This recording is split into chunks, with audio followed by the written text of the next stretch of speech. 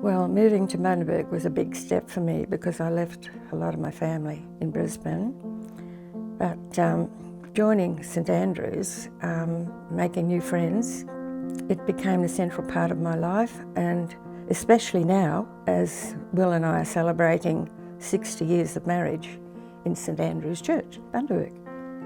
When I first came to Bundaberg, I wanted to pick a church that I was going to be married in, 1957, and I loved St Andrews Church. It was my hubby's church. Most of my family travelled to be here because I grew up in Brisbane and all over Queensland. They were very struck and happy with the church that I had picked to be married in. They liked it, and the fact that it had a bell tower as well. I could have bells. I had a piper who was allowed to pipe me from the car to the beginning of the church where you could go in. And then afterwards, the ceremony, we had the bells, the pealing of the bells, which was really lovely. It was a church that my husband was brought up in. He had been a piper earlier before I married him, and he organised the piper to pipe us in. He knew him. We settled here.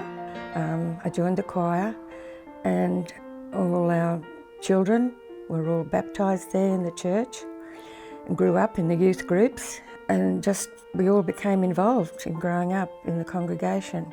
And it was quite funny because the people who grew up here knew everybody else. If the church hadn't been there when I came here, I think I would have been lonely for quite a while to make new friends.